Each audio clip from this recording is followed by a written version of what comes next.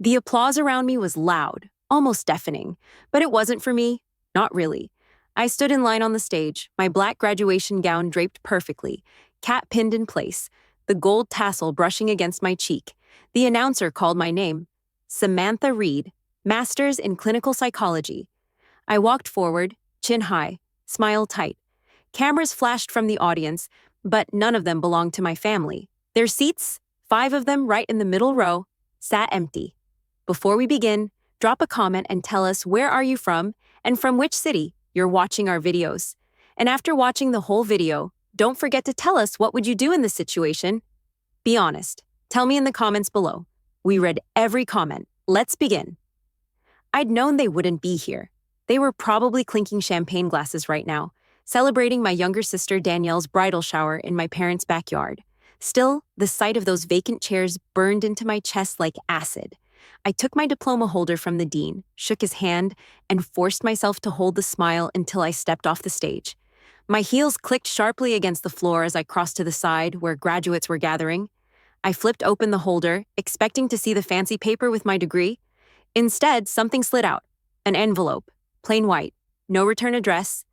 The paper looked expensive, heavier than normal. My name, Sam, was handwritten in a familiar, neat style. For a second, I thought maybe it was from one of my professors, but my fingers hesitated. The hum of the crowd seemed to fade away, replaced by the sharp, insistent buzz of my phone in my pocket. I pulled it out. 72 missed calls, all from Mom, Dad, and Danielle. The buzzing continued as I stood frozen, my thumb hovering over the envelope's flap. Something in my gut twisted. My breath came shallow. Sam? A voice pulled me back. It was Rebecca, my best friend from the program. What's wrong? You look like you've seen a ghost. I shoved the envelope back inside the diploma holder, my heart pounding. I don't know yet. My phone lit up again. Another incoming call. Dad? I declined it without thinking. Rebecca frowned. Why aren't you answering? Because whatever it is.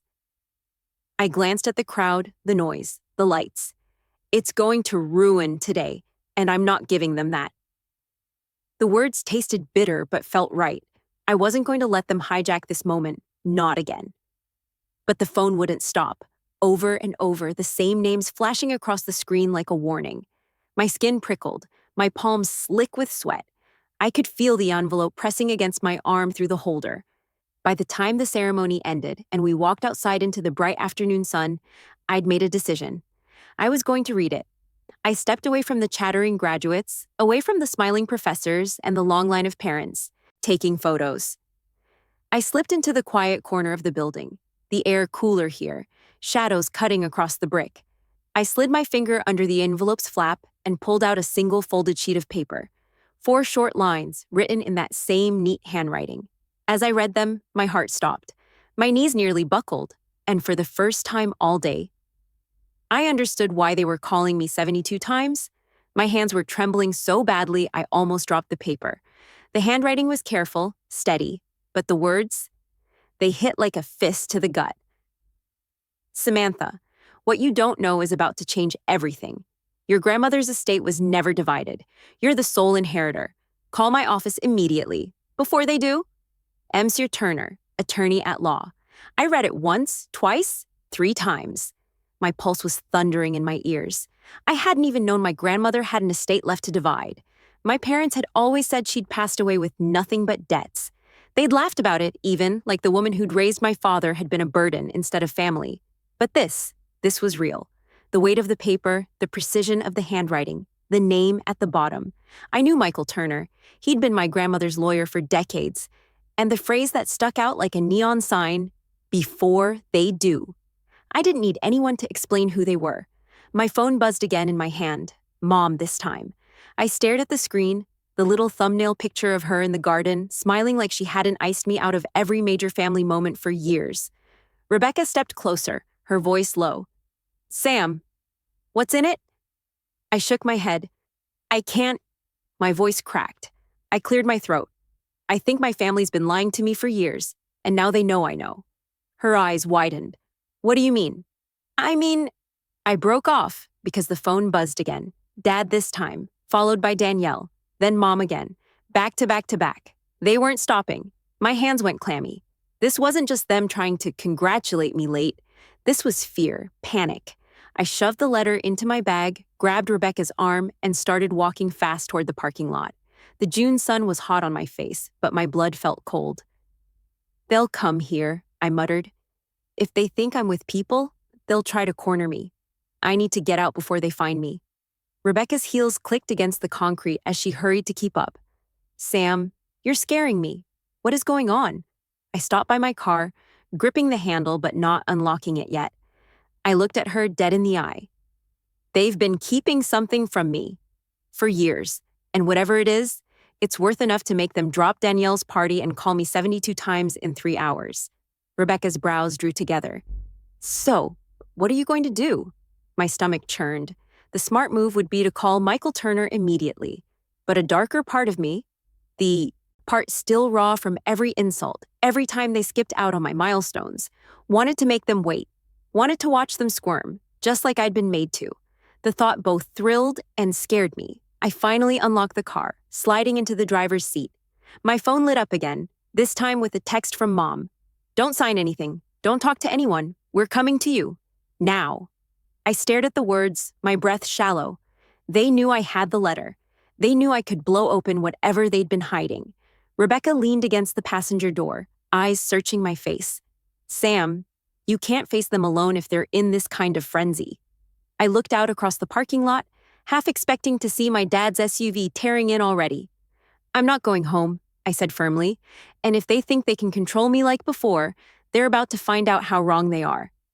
Because for the first time in my life, I had leverage, and I was going to use it. I didn't even make it out of the campus parking lot before I saw them. A familiar black SUV came around the corner too fast, tires squealing slightly as it swung into the lane ahead of me. My stomach sank. Dad was driving, Mom in the passenger seat, Danielle in the back, all three of them craning their necks to look for me. "Damn it," I muttered, ducking slightly in my seat. I turned the key, engine roaring to life, and tried to reverse out of my space. But the SUV was already slowing down, blocking the aisle in a way that made it impossible for me to get around. Rebecca, who had just gotten into the passenger seat, glanced at me. "Sam, that's them, isn't it?" I gripped the steering wheel hard. "Yep, and they're not here to congratulate me." Dad's window rolled down, his voice booming across the lot. "Samantha, pull over right now. We need to talk." The tone wasn't concerned. It was urgent, commanding, the way he used to speak to me when I was 12 and had crossed a line. I kept my eyes straight ahead, pretending not to hear, but then Mom's voice came sharp and high-pitched. "Don't you dare walk away from us. This is serious." My pulse pounded in my temples. I could feel Rebecca's eyes on me. "Sam, what's your move here?" she asked quietly. I exhaled slowly. My move is not letting them corner me in the car like I'm some scared kid. I opened my door and stepped out. My heels hit the pavement hard. Every nerve in my body was buzzing as I walked toward their SUV. Dad killed the engine, climbed out, and stalked toward me. He didn't even say hello. "Where's the envelope?" Straight to it. No small talk. I tilted my head, forcing a small, cold smile. "Funny. I don't remember telling you there was an envelope." His jaw clenched. "Don't play games with me, Samantha. You have no idea what's at stake here." "Oh, I think I do," I said, my voice low but steady. "In fact, I think I might know more than you'd like me to." Danielle had gotten out too, her perfect white dress from the bridal shower wrinkling as she crossed her arms. "Sam, don't be dramatic. Just give it to Dad and let him handle it. You'll screw it up like you always do." That stung, but I didn't flinch. "You mean, like I screwed up by actually finishing my master's degree while the rest of you were busy making sure I was excluded from every family celebration?" Mom stepped forward then, her voice dropping into that fake sweet tone she used when she wanted me to fold. "Honey, this isn't about the past. This is complicated. It's about the family's future." I let the words hang for a moment before saying, "Whose future? Yours, Danielle's, or mine? The one Grandma apparently decided to leave everything to?" The flicker in her eyes told me I'd hit the nerve. Dad took another step forward, lowering his voice in a way that somehow made it more threatening. "You listen to me. That letter isn't a gift. It's a responsibility, and you don't have the experience to deal with it. If you hand it over now, we can make sure it's handled correctly. Rebecca stepped up beside me, folding her arms. Or, she could call the lawyer herself since it's addressed to her. Novel idea, huh? Danielle scoffed. Stay out of this. You're not family. I could feel the tension tightening around us like a noose. Cars were slowing down in the lane to watch, students pretending not to stare. And in that moment, I decided I wasn't going to cave. Not here, not ever again. You've ignored me, lied to me, humiliated me in front of people for years, I said, my voice firm. So if you think I'm going to hand over the first thing that might actually be mine, you've forgotten who you're talking to. Dad's nostrils flared. Mom's face went pale. Danielle's lips parted in shock. I stepped back toward my car, my heels clicking like punctuation. I'll be in touch, I said, and slammed my door shut. Rebecca's voice was low but tight with adrenaline. Sam? They're not going to let this go. I know, I said, pulling out of the space and steering past the SUV. And as I glanced in the mirror, I saw them standing there, 3 people who had never feared losing me before, suddenly realizing they might. Rebecca and I didn't say much as I drove out of the parking lot, but the silence wasn't comfortable. My grip on the steering wheel was tight, and every time I checked my rearview mirror, the same black SUV was there. They're following us, Rebecca said finally. I didn't even look over. I know? Sam, they're really following us. I know, I repeated, my jaw clenched. They think if they keep me in sight long enough, I'll get tired, pull over, and hand it over. Rebecca shifted in her seat, glancing behind us. They underestimate you. I gave a humorless laugh. They've been underestimating me my whole life. I turned down a side street, pretending to head toward the main road, but instead of taking the exit to the freeway, I cut sharply into a crowded grocery store parking lot and pulled up alongside a delivery van. I killed the engine, motioning for Rebecca to duck down in her seat. The SUV rolled past slowly, my dad craning his neck to look for us. They didn't see us. When they disappeared onto the main road, I exhaled. Okay, that buys us a few minutes. Rebecca sat up, brushing her hair back. Where now?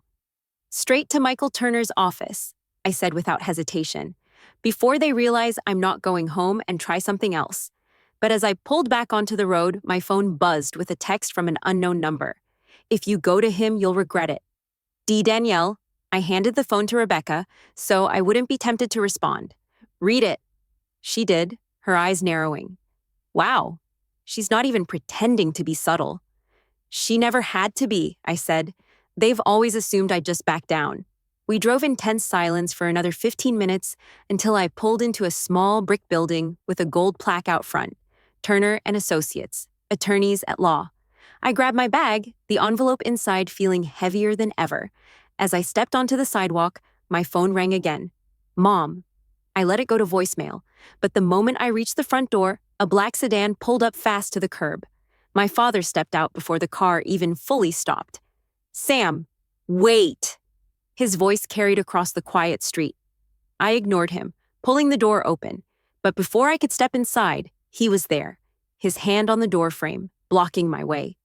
You don't want to do this, he said, his voice low but sharp.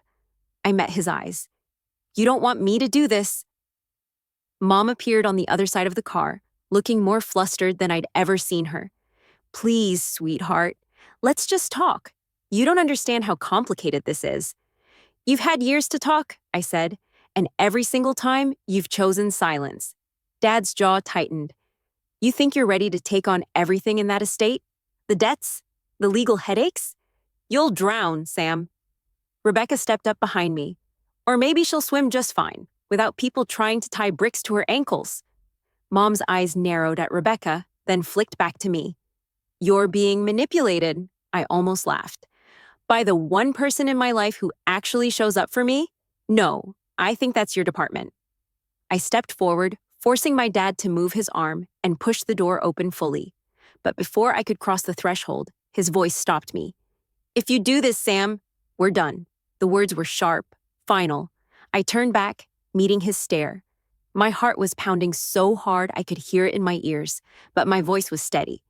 You were done with me the day you decided I wasn't worth showing up for. Then I walked inside, letting the glass door shut behind me with a clean, satisfying click. The air inside the law office was cool and faintly smelled of polished wood and paper. A receptionist in a navy blouse looked up from her desk. "Can I help you?" she asked politely. "Yes," I said, steadying my breath. "I have an appointment with Michael Turner, Samantha Reed." She checked her screen, nodded, and motioned to the hallway. "He's expecting you." Those 3 words sent a ripple of unease through me. Expecting me. That meant this meeting had been set in motion before I even knew it existed. Rebecca gave my arm a small squeeze as we followed the receptionist down the hallway. Michael Turner's office door was already open. He was standing behind a mahogany desk, silver-haired, sharply dressed, and holding a folder thick enough to make my pulse spike. "Samantha," he said warmly, gesturing to the chair across from him. "Please, sit." I sank into the seat, clutching my bag. "I just got your letter." "I know," he said, folding his hands over the folder. "And I also know your family probably tried to get to you first." I gave a humorless laugh. "You could say that."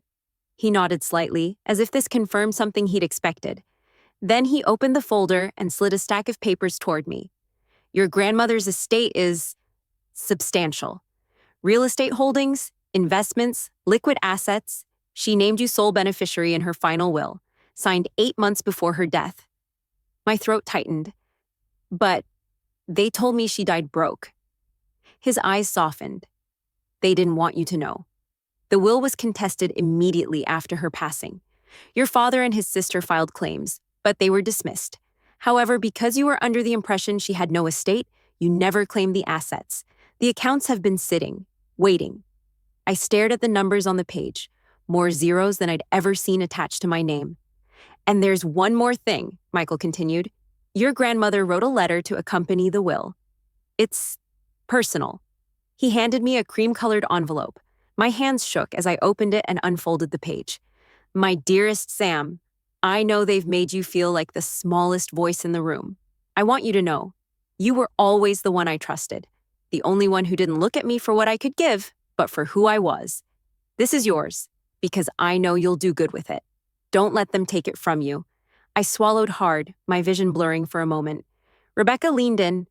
"Sam, this changes everything." I looked at Michael. "What happens now? You can claim the assets immediately. Or if you'd like, we can arrange a formal reading of the will with your family present." His lips twitched slightly. "That tends to make things very clear." I didn't even hesitate. "Set the meeting." 2 days later, we sat in the same office, but this time, Mom, Dad, and Danielle were across from me. The tension was so thick you could hear the faint hum of the air conditioner over our breathing. Michael read the will aloud, every word like a hammer to the lies they'd built. When he finished, the silence was deafening. Dad's face flushed an ugly red. This is ridiculous. She can't." "She can," Michael interrupted smoothly. "And she did. The court has already dismissed your prior claims." Mom's lips pressed so tight they turned white. Danielle's eyes darted between us, calculating, scrambling. I set my grandmother's letter on the desk between us, my voice calm but edged with steel. "You told me she had nothing. You watched me struggle through school while you kept this from me. And now, you want me to believe you care about my well-being?" Mom's voice cracked. "Sam, we were just trying to protect you." "No," I cut in sharply. "You were protecting yourselves." They had no reply to that. When the meeting ended, Michael slid the final paperwork to me. My signature was crisp and sure. It was done. As we stood, I met my father's eyes one last time. "You were right about one thing. This is the family's future. The difference is, I'm not giving it back." Rebecca and I walked out into the sunlight together. My phone buzzed, a text from an unknown number. "We need to talk. Please." I turned the screen off without replying. For the first time in years, the silence felt like mine.